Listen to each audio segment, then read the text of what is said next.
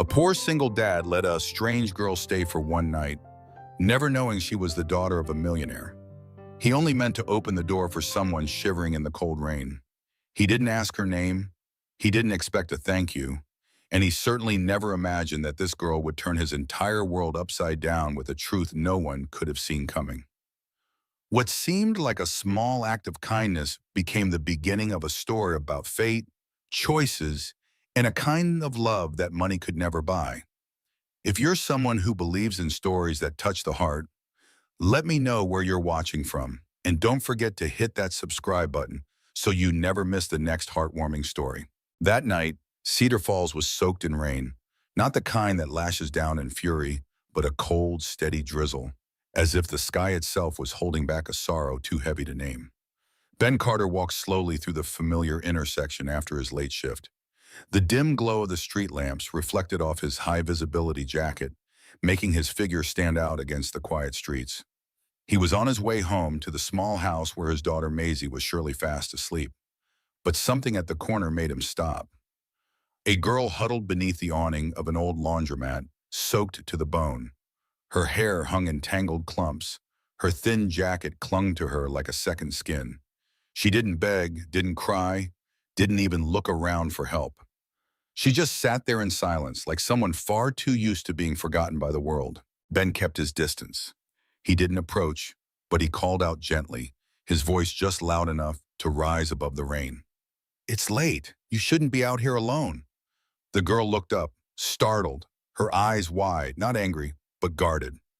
"I don't need anyone's pity," she said, her voice dry and cold like the last wind of winter. Ben didn't flinch. He only said, as if offering something simple and honest, "It's not pity. I've got a place with a roof, hot water, and lights.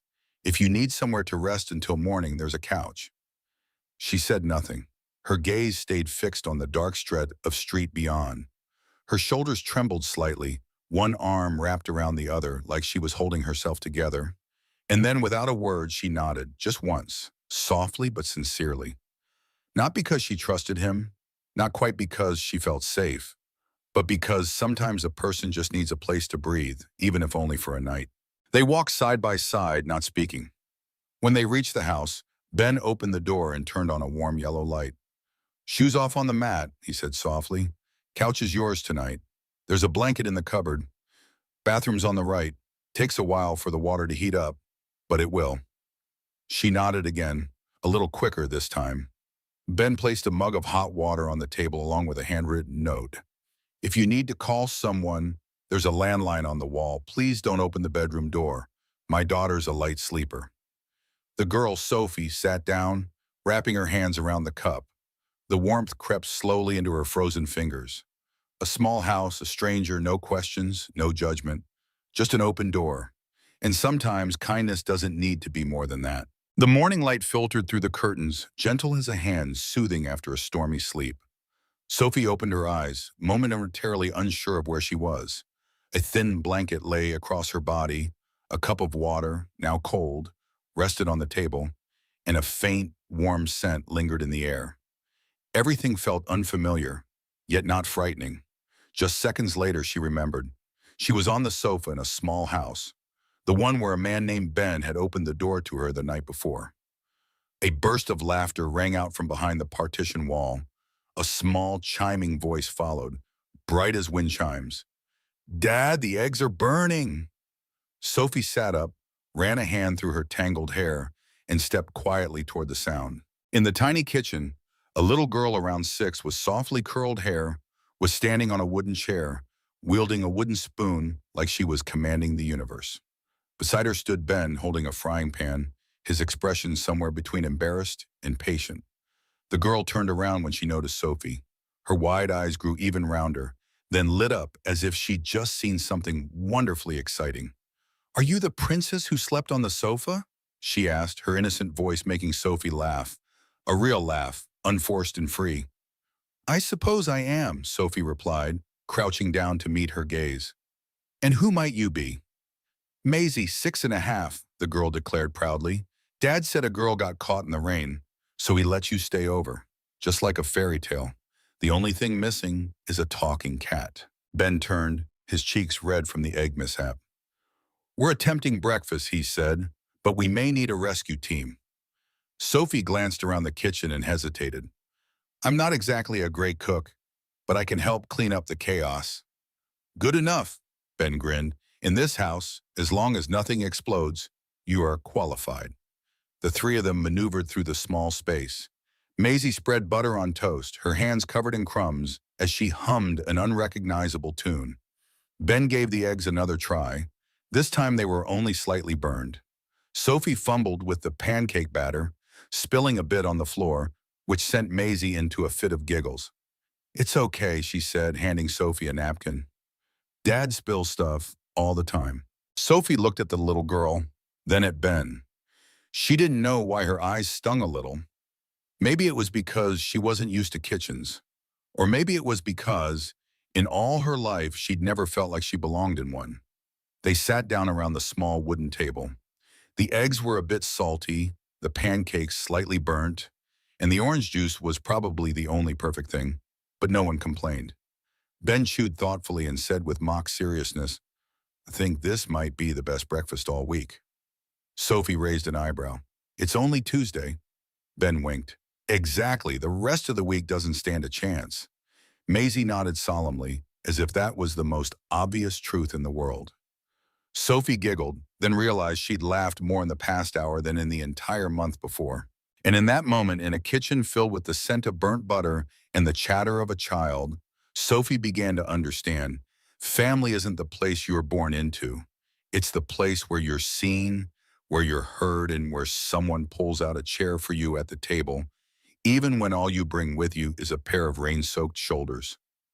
That afternoon, after washing the dishes and tidying up the kitchen, Ben poured Sophie a glass of water, then hesitated before saying, "I know the owner of the laundromat on Oak Street. They're short-staffed right now. It's nothing fancy, but if you want to give it a try, I can take you over." Sophie went quiet for a few seconds. She wasn't used to people offering her options. No prying, no judgment, just a gentle suggestion, like a small door cracking open at just the right moment. She nodded. The laundromat was right on the corner, its painted sign peeling, windows fogged with steam, and the scent of detergent lingering in the air. The woman behind the counter looked Sophie up and down, not warmly, but not unkindly either. "Are you a friend of Ben?" she asked. Sophie nodded. "Grab this apron. Start now." And just like that, she began.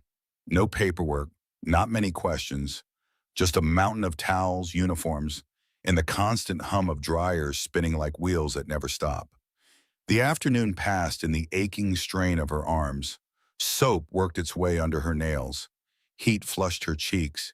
Sweat soaked into the old cotton shirt Ben had lent her. Sophie had once been used to leather chairs, boardrooms, and cold-clipped conversations. But here everything smelled strong, of effort, of people, of life. And strangely, she didn't hate it. She just wasn't used to it. Sophie stepped out back, leaning against the weathered brick wall.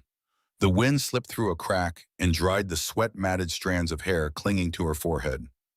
She took off her old shoes, the only thing she had left after the night she was robbed, now nearly torn apart at the heel.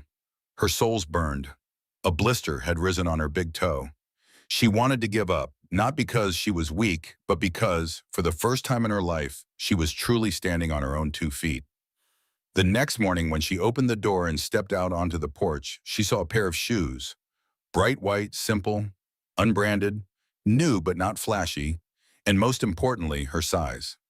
Tucked inside the left shoe was a neatly folded slip of paper in the soft, slanted handwriting. It read, "If you must walk, walk without pain." Sophie stood still for a long time.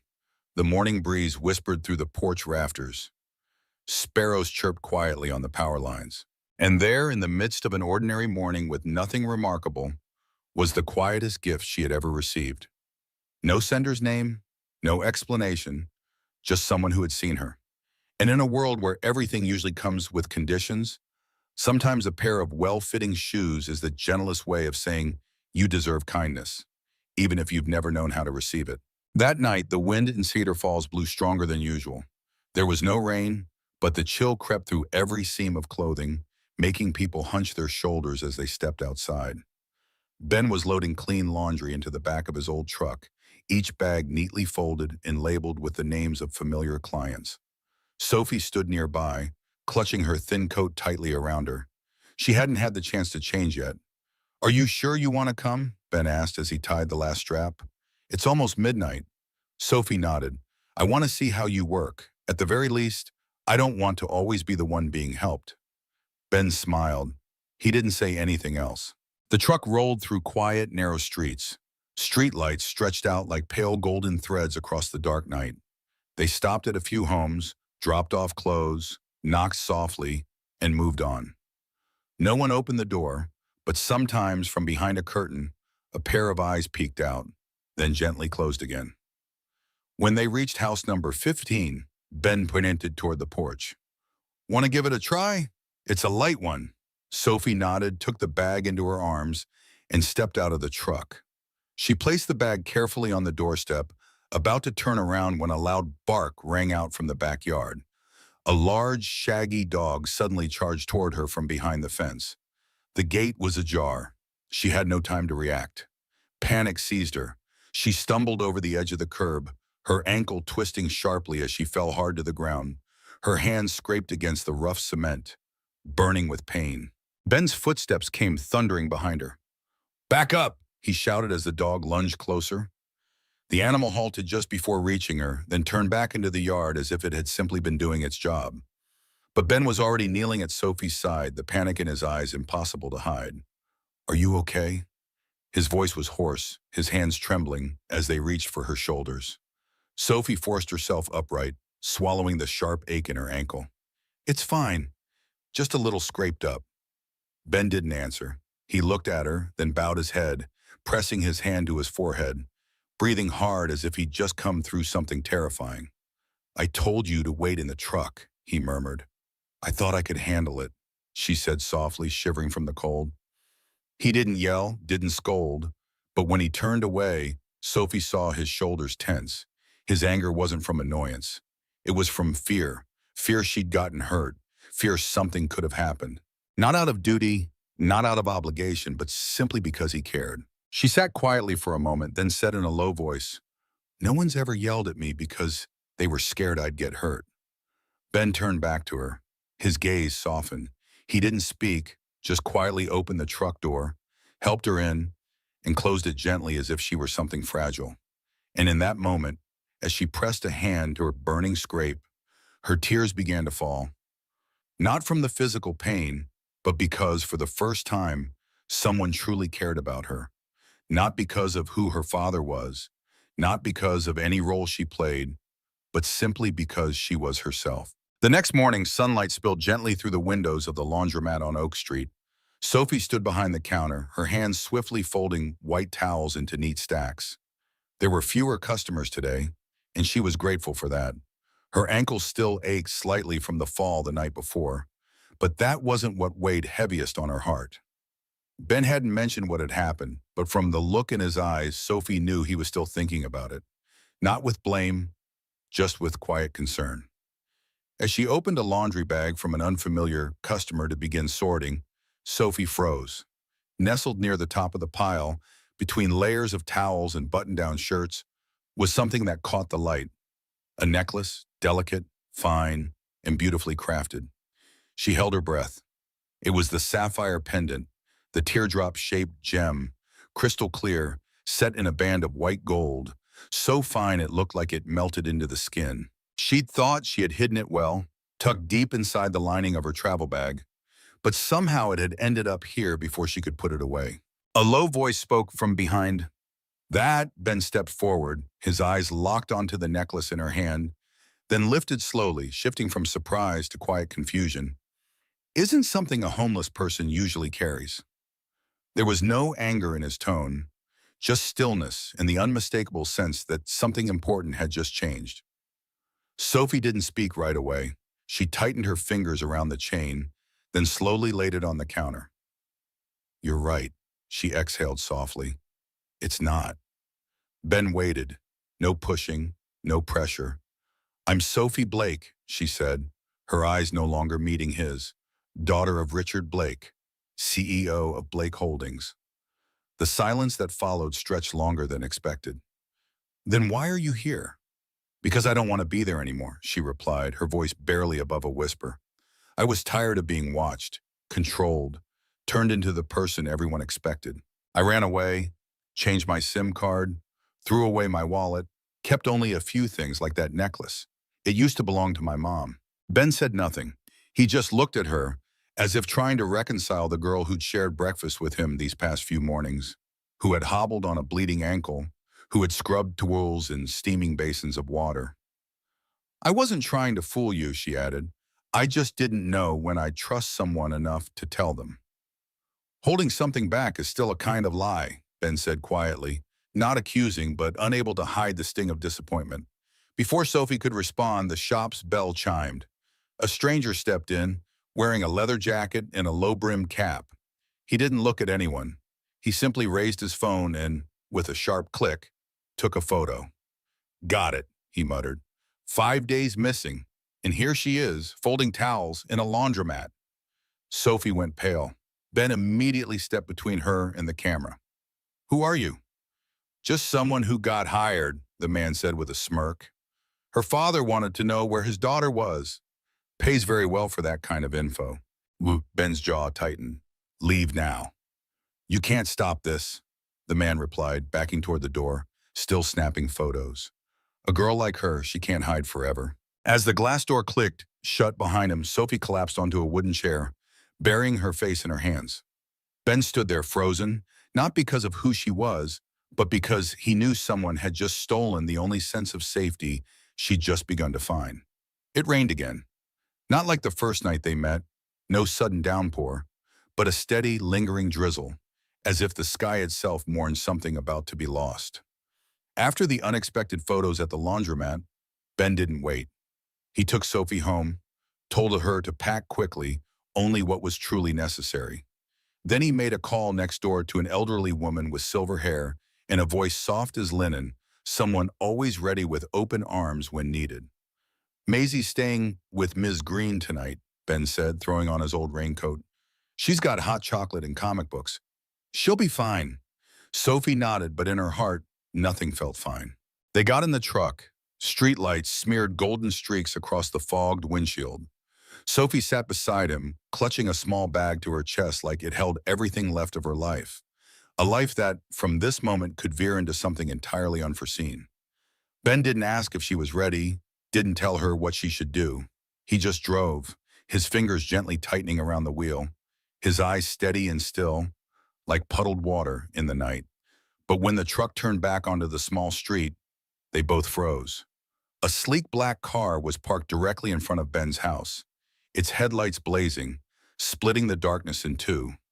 Two men in raincoats stood at the gate, stiff as statues, and between them, tall, silver-haired, with a worn but unwavering face, stood Richard Blake. Ben eased on the brakes, then looked over at Sophie. We can keep driving. She shook her head. No, I can't keep running. They stepped out. Rain hit their shoulders, cold to the bone. Sophie walked slowly. Ben stayed beside her, but never ahead. Richard saw them and blinked. So, you finally show your face, he said without greeting. Ben stayed calm. She's not an object. She wasn't hidden. She just needed a place to breathe. Richard glanced around at the small house, the low roof, the misted windows. Breathe here? He laughed. This house couldn't hold a fraction of what she once had. What do you think you can offer her besides a rusty roof and burnt toast? Sophie lifted her head. Dad, I once had everything except peace. Richard didn't budge. You think love is something wrapped in napkins and served with burnt bread every morning? You don't belong here. Maybe not, she answered, her eyes brimming. But at least here, I get to be myself. Ben didn't interrupt. This wasn't his battle. But when he saw Sophie's shoulders tremble, he reached out and gently touched her back. A silent gesture that said, I'm here. Richard looked at them both and sighed. Come home. The car is waiting. People have seen you here. You don't want the world thinking a Blake girl ran off with someone like this. Sophie didn't answer right away, but when she turned to Ben, her eyes softened. Thank you for not asking anything, for seeing me, even when I couldn't see myself. Ben nodded, unsure he could say anything that would be enough in that moment. Sophie turned away. Her steps were heavy. No one forced her. No one held her back. But it was the kind of walk that comes from surrender. When someone knows they're leaving behind something beautiful simply because they no longer have the strength to fight for it. Ben stood beneath the awning, didn't call after her. He just watched the taillights disappear into the rain, as if he understood that sometimes the most precious things don't leave for lack of love, but because love alone isn't always strong enough to hold them against the weight of everything else. After that rainy night, the little house in Cedar Falls fell into a strange kind of silence. No more morning giggles, no more clinking dishes, or the cheerful scent of burnt toast drifting from the kitchen. Ben woke up earlier than usual, made coffee in silence, and sat for a long time by the window, staring out at the damp, chilly street without knowing what he was looking for. Maisie didn't ask many questions. She was simply quieter, no longer singing little songs while she played. Every night she turned the nightlight up brighter than before. Every morning she lingered at the front door just a bit longer before heading out to the school bus. Ben didn't tell her why Sophie had left. He simply said, "Sometimes people have to go, not because they don't care, but because they haven't figured out how to stay." Maisie started coughing. At first, it was just soft coughs in the middle of the night. Then came the fever, the chills, her lips pale, even under 3 layers of blankets. Ben took her to the neighborhood clinic, thinking it was just a mild cold. But her temperature spiked above 104, her body trembling uncontrollably. He scooped her into his arms and rushed to the car, his hands shaking as he turned the key in the ignition.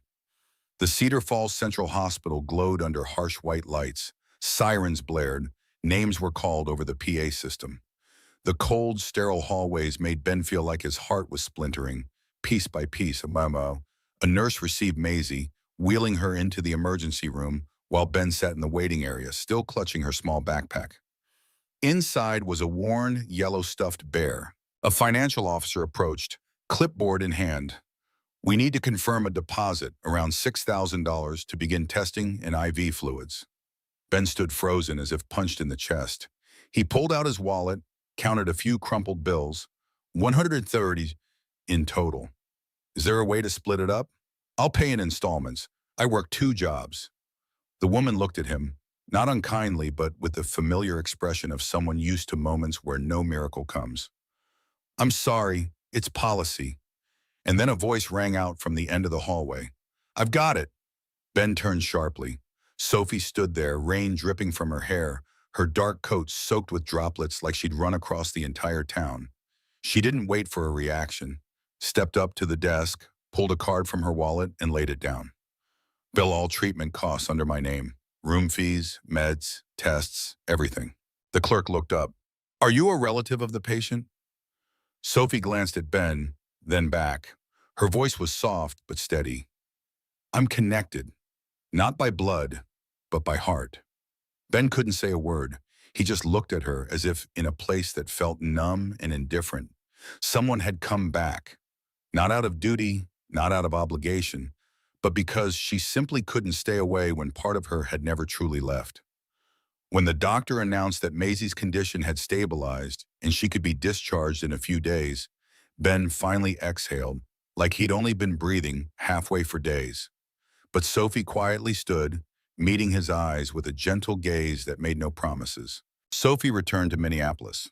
The elevator leading to the 28th floor of the tower where her father lived moved almost soundlessly.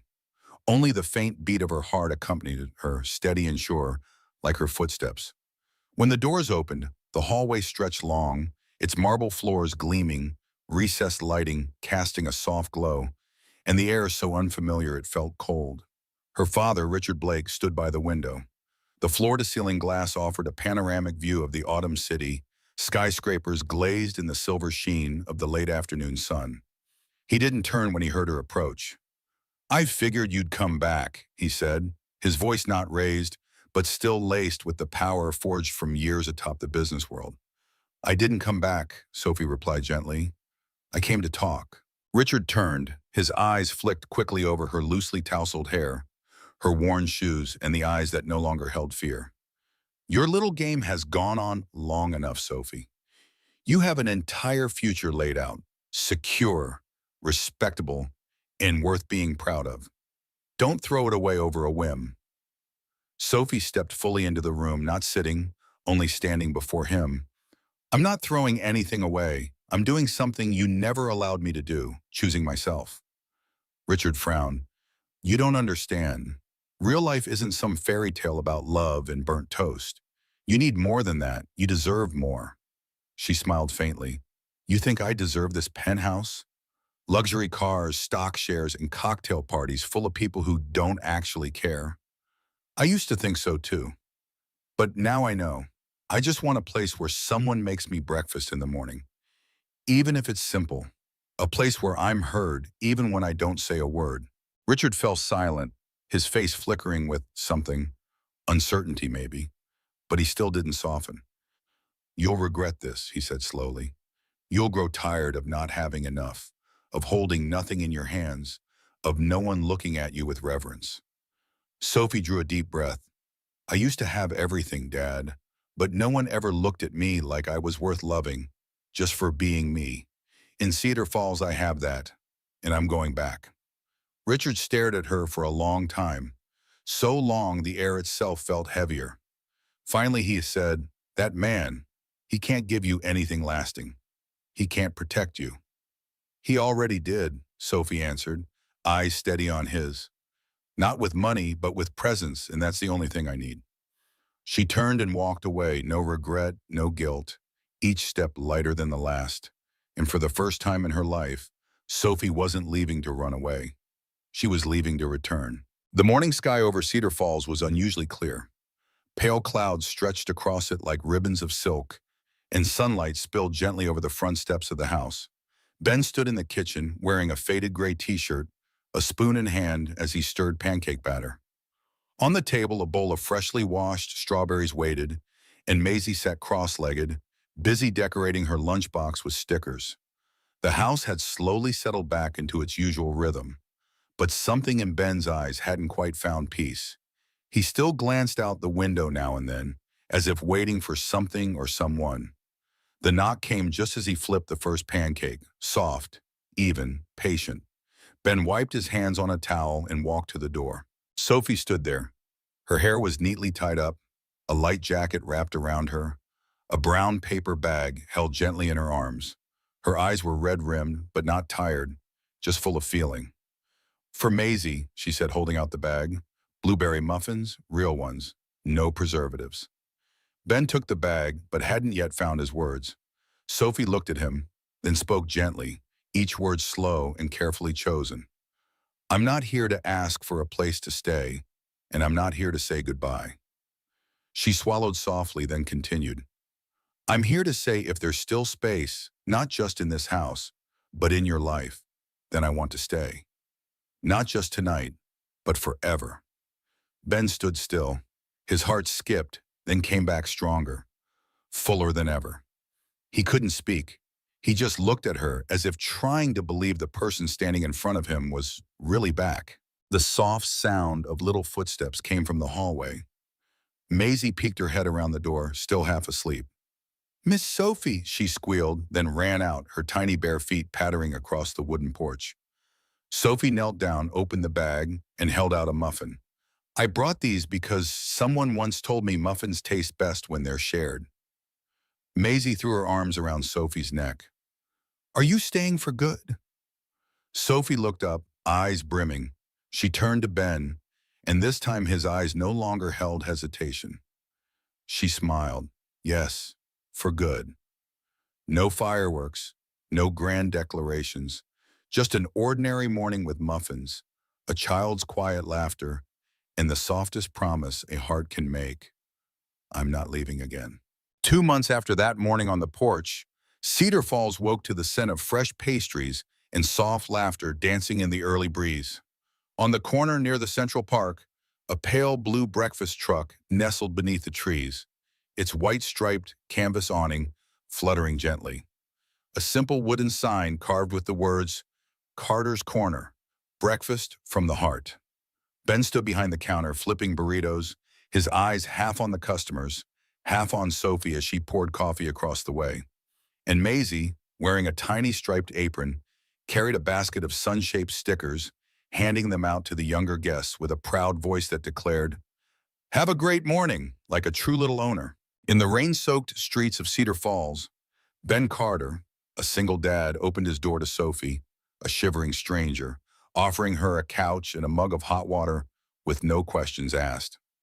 Unbeknownst to him, Sophie was the daughter of a millionaire, fleeing a life of control for a chance to be seen as herself. His simple act of kindness, sheltering her, sharing burnt pancakes with his daughter Maisie, and leaving new shoes for her blistered feet, ignited a bond that transcended wealth and status.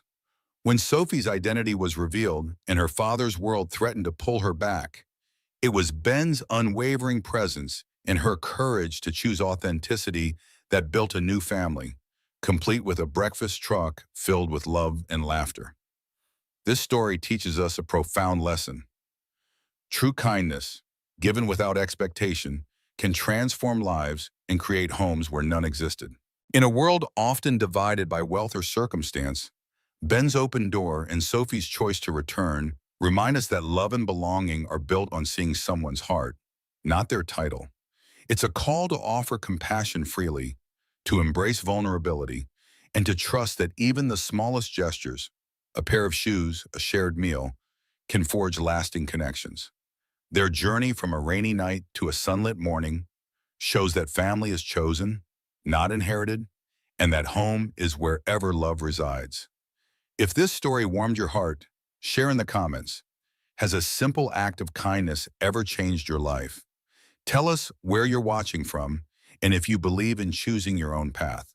For more stories of hope, courage, and connection, hit subscribe now, join our community, and keep these heartfelt tales alive, one moment at a time.